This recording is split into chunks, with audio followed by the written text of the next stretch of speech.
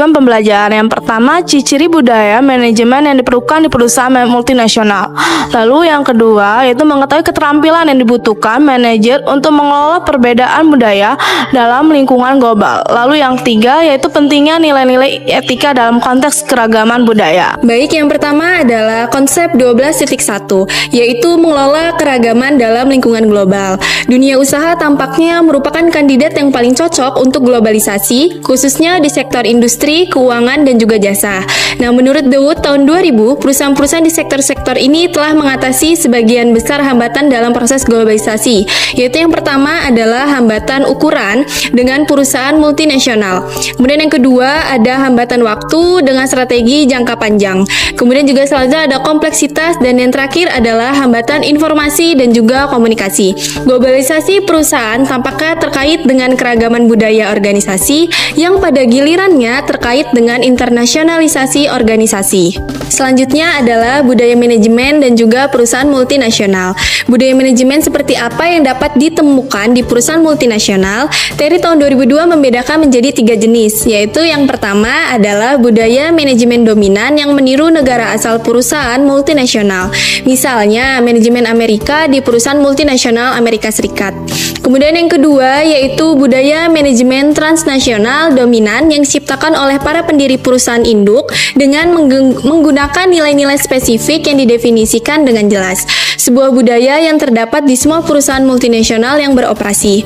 Kemudian yang terakhir atau yang ketiga yaitu budaya manajemen yang minimal, memberikan banyak ruang bagi budaya nasional secara keseluruhan keragaman mereka. Selanjutnya adalah organisasi transnasional. Nah, transnasional sendiri adalah mentalitas manajemen yang menggabungkan kemampuan perusahaan multinasional, global atau internasional, yaitu terdiri dari fleksibilitas, efisiensi, dan juga transfer keahlian. Bartlett dan kawan-kawan tahun 2003 melangkah lebih jauh. Mereka percaya bahwa manajemen puncak harus memberikan nilai tambah bagi perusahaan transnasional dengan cara yang sama seperti para eksekutif yang beroperasi di semua tingkat organisasi. Kemudian hal ini berarti bahwa para manajer puncak tidak hanya puas dengan menciptakan kerangka kerja operasional di mana tanggung jawab kelompok fungsional dan juga geografis didefinisikan dengan jelas. Mereka juga mempunyai peran federasi dengan mengintegrasikan pengaruh-pengaruh yang berbeda di kelompok-kelompok ini dalam proses pengelolaan. Kemudian nilai-nilai etika dan juga keragaman multikultural. Nah, Jackson tahun 2011 berargumentasi bahwa apa yang perlu dilakukan manajer bukan hanya fokus pada perbedaan yang ada, namun juga berupaya menemukan mengapa etika budaya mungkin berbeda dari etika mereka. Nah, menurut Jackson, pertanyaan yang mungkin ditanyakan oleh manajer internasional adalah yang pertama yaitu pilihlah apa saja yang tersedia bagi individu dan organisasi dalam mengambil keputusan. Yang kedua yaitu nilai-nilai apa yang mempengaruhi atau mengatur pilihan-pilihan ini. Yang ketiga yaitu aturan apa yang diikuti atau tidak diikuti untuk membuat pilihan seperti itu. Yang keempat yaitu bagaimana aturan-aturan ini mengendalikan tingkat dan sifat pilihan dalam masyarakat atau organisasi. Yang kelima yaitu apa hubungan kekuasaan di antara pemangku kepentingan yang berbeda dalam organisasi atau masyarakat yang mengendalikan peraturan dan nilai-nilai yang mempengaruhi pilihan. Dan yang terakhir yaitu tujuan berbeda apa yang dimiliki oleh berbagai pemangku kepentingan yang mempengaruhi pilihan dalam pengambilan keputusan. Pada tahun 2011, Jackson mengemukakan bahwasanya pertanyaan-pertanyaan ini berkaitan dengan 3 bidang penyelidikan yang luas. Yang pertama yaitu ada konteks, misalnya praktik pemerintah, tata kelola, dan struktur organisasi, latar belakang sosial atau ekonomi atau pendidikan suatu masyarakat. Lalu yang kedua yaitu ada konten, yaitu termasuk nilai-nilai budaya, nasional, dan organisasi dan juga tingkat homogenitas yang terlibat serta konflik nilai pekerjaan ke rumah dan juga individu ke kelompok. Lalu yang terakhir ada perilaku, yaitu misalnya interaksi internasional, interaksi antar organisasi, dan juga antar interaksi pribadi. Selanjutnya, apa yang dimaksud dengan perilaku korup? Permasalahan yang berkaitan dengan etika berpusat pada pertanyaan tentang apa yang dimaksud sebagai perilaku korup sendiri. Jadi, korupsi dapat didefinisikan dengan berbagai cara. Namun, definisi paling sederhana mungkin diberikan oleh Transparansi Internasional, sebuah organisasi non-pemerintah yang bertujuan untuk menghentikan korupsi dan mendorong transparansi, akuntabilitas, dan juga integritas di semua tingkatan dan sektor masyarakat. Baik, selanjutnya itu keberagaman kompetensi transkultural dalam organisasi. Keberagaman itu sendiri merupakan aspek penting dalam lingkungan kerja yang melibatkan karakteristik individu dan kelompok. Menurut Gomez, Mejia, dan kawan-kawan, tahun 2001, keberagaman mencakup ciri-ciri yang tidak dapat dikendalikan seperti ras dan jenis kelamin, serta aspek yang dapat berkembang seperti latar belakang, pendidikan, dan pengalaman kerja.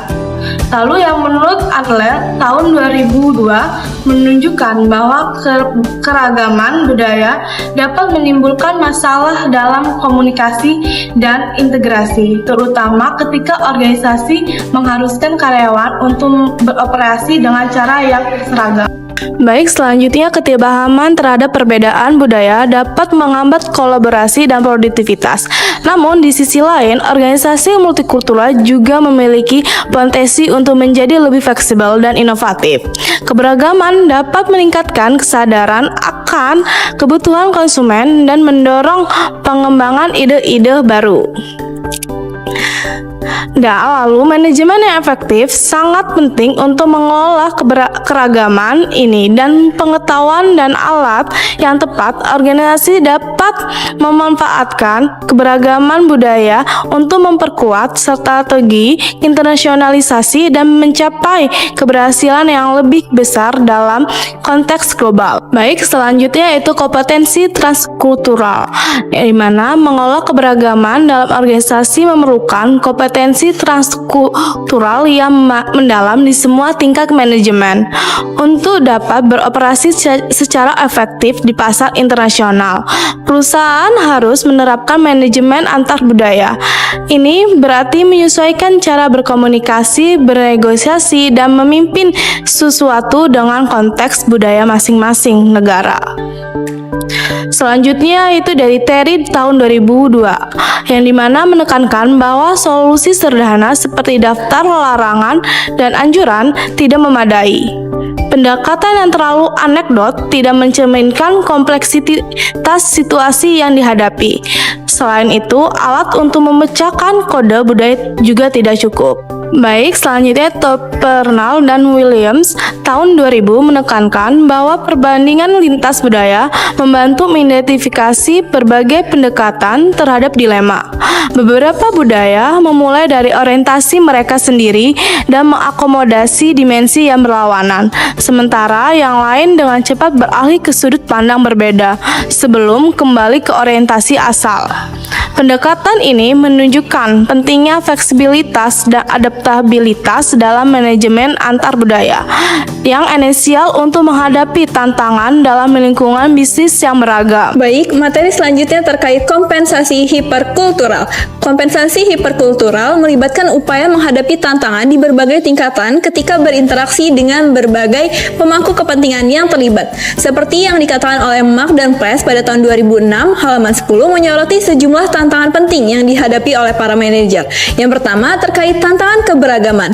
Dalam tantangan ini, memimpin orang-orang lokal dan global di dalam maupun di luar perusahaan dalam lingkungan di mana orang menemukan makna, merasa dihargai, dihormati, dan dapat berkontribusi pada potensi tertinggi mereka. Berikutnya tantangan kedua terkait tantangan etika, yaitu menangani kepentingan pemangku kepentingan yang mencerminkan beragam harapan dan nilai. Berikutnya terkait tantangan bisnis dalam masyarakat, yang mengharuskan para manajer mempertimbangkan kepentingan perusahaannya, dampak terhadap lingkungan sosial dan alam. Berikutnya menurut Tromperners dan Williams pada tahun 2009, kompetensi transkultural yang mendahulunya adalah kompetensi lintas budaya dan kompetensi antar budaya. Baik, kompetensi berikutnya adalah kompetensi intrakultural, di mana kompetensi ini didefinisikan oleh Trompeners dan Williams pada tahun 2009 pada halaman 443 sebagai kemampuan untuk memanfaatkan keragaman budaya atau etis dalam tim. Yang pertama terkait internasionalisasi, yaitu memperkuat pentingnya keberagaman budaya, bukan menguranginya. Berikutnya, yang kedua terkait tantangan. Dalam tantangan ini, apakah perusahaan memiliki manajemen yang mampu mengelola keberagaman ini? Dan berikutnya terkait poin ketiga, yaitu manajer harus mampu beradaptasi dan memanfaatkan situasi lintas budaya baik internal maupun eksternal demi keuntungan perusahaan. Berikutnya, pentingnya alat dan metode kerja untuk membantu manajer mengembangkan kompetensi lintas budaya. Dan poin terakhir terkait kompetensi antar budaya, yaitu penting bagi semua orang, bukan hanya ekspatriat tetapi juga bagi manajer yang bekerja dalam tim multikultural. Baik, berikutnya kita akan memasuki kesimpulan daripada bab ini, yaitu yang pertama, bab ini mengkaji bagaimana para manajer di perusahaan multinasional itu dapat menangani keragaman budaya dengan baik dan melakukannya demi keuntungan perusahaan.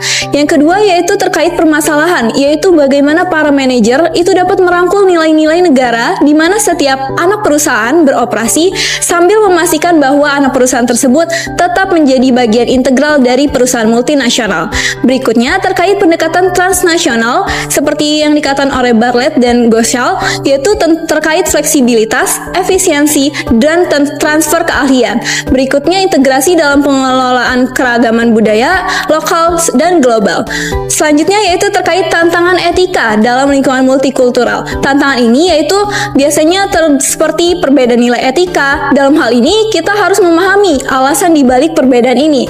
Dan yang terakhir terkait kompetensi transkultural, di mana penggunaan pendekatan rekonsiliasi itu mengubah keragaman budaya menjadi keunggulan kompetitif.